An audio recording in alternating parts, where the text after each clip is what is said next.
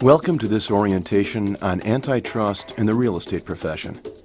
We'll begin with a brief overview of antitrust law, and then we'll bring the law to life by taking a look at some examples of real estate agents in situations in which antitrust violations could occur. Why is antitrust a major concern for real estate professionals?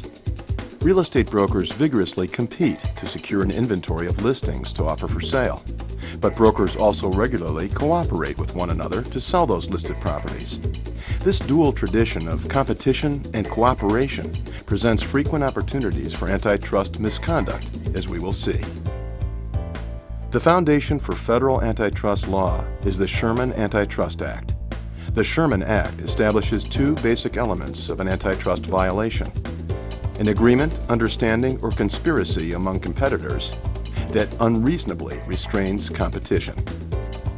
Penalties for antitrust violations include liability for 3 times the plaintiff's actual damages, payment of the plaintiff's reasonable attorney fees and costs, court supervision of the defendant's business for as long as 10 years, and prison terms.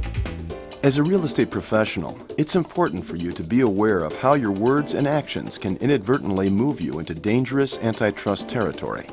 And of course, it is vital that you know how to properly handle these types of situations.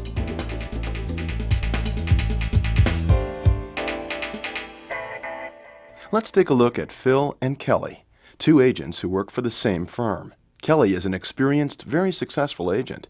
Her broker has come to appreciate her knack for mentoring less experienced agents like Phil. Phil is ambitious and hardworking, but he has only had his real estate license for a few months and is seeking just his second listing. Phil has a listing presentation today. As you watch how he interacts with the sellers, see if you can identify any behaviors that may be potential antitrust violations. Have some more cake. So I keep telling Wayne, well, why don't we just put it on the market already? And I keep telling her we will, but not unless we shop around a little. Now, it's like I always say, I don't care who it is, a real estate agent, an oral surgeon, or a roofer. You've got to get 3 bids. That's right. Now, we need to feel that we can work together, right? Oh, absolutely, Mr. Grady. Wayne. Oh, and I'm Sarah. Sarah. Okay, so what do you think? Oh, well, no. What's this commission, 5%? Well, that's the part of the sales price that goes towards my... We know what it is, but isn't that high? I mean, Sarah, didn't the Browns pay... 4%. Yeah, 4%. Mm-hmm. So why is yours more? Well, it's compensation for my services. Marketing the house, running the ads, conducting all the showings, open houses. Couldn't you do that for 4%? Not really. Actually, commission rates are pretty standard. Well, then, why did our friends pay less? Well, there are some firms out there that try to get away with it, but most of the responsible firms in the association go along with the program. Oh, yeah? Well, we just talked to a woman from, Sarah, what was the name of that place? Rock Bottom Realty? Right, Rock Bottom. And she said she would put our house in the MLS for $500. $500. We can still sell it ourselves without paying a dime more, and if an agent from another firm brings in a buyer, we only have to pay a 2% commission. Now that's less than half of your commission. Rock Bottom. Well, you're right. They do charge only $500 to list your house and put it in the MLS, and you would pay just a 2% commission if an agent from another firm delivers the buyer. But that's the problem. See, for that amount, no other agents want to show Rock Bottom's listings because they have to do all the work that Rock Bottom should be doing. So it actually costs you more in the long run because it takes you longer to sell. See, if I lowered my commission rate, I'd also have to lower what I offer other agents in the MLS, and no one would want to show your house either.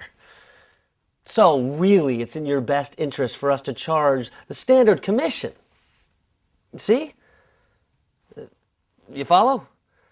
Most of us think Rock Bottom's listings shouldn't even be in the MLS. This cake.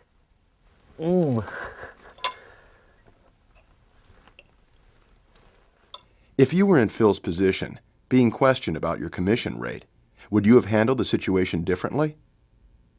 After his presentation, Phil meets Kelly at a coffee shop, and she asks about the meeting. Let's see if your ideas about what Phil might have done wrong are the same as those offered by Kelly. I'm starting to wonder if I'm even going to get another listing. Oh, it couldn't have gone that badly. No listing.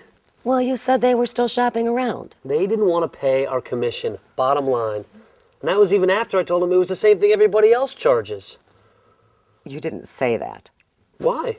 Phil, what you said makes it sound like we all got together and agreed on a fee.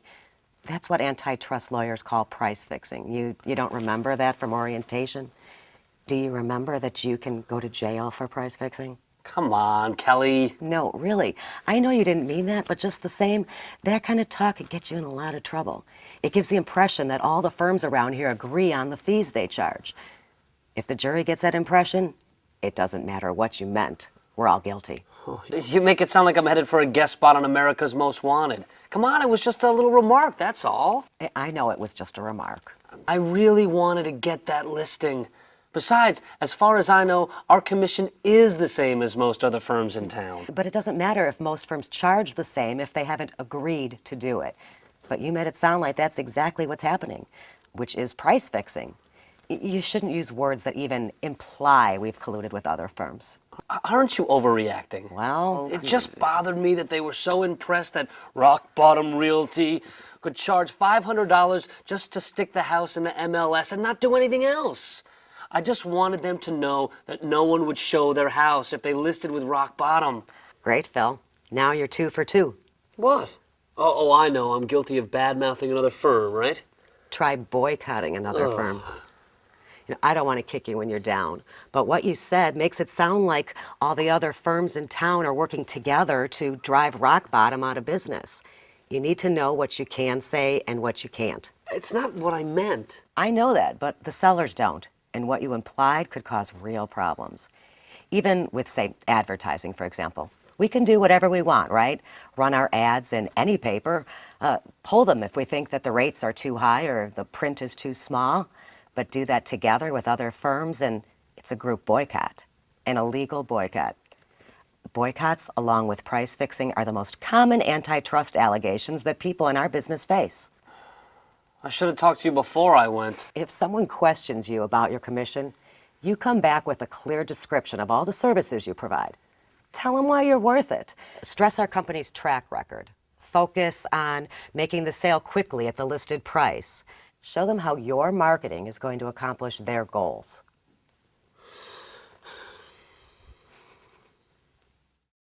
As Kelly pointed out to Phil, the two antitrust violations that are of most concern to real estate professionals are price fixing and group boycotts. Both of these are per se restraints of trade, meaning that the plaintiff does not need to introduce any evidence that the restraint had an actual impact on the market, and the defendant is not offered a chance to justify his actions as reasonable. As a real estate professional, you deal with customers and clients, competitors, and other service providers. It is important that you know how to limit your risk of antitrust liability in your relations with each of these groups.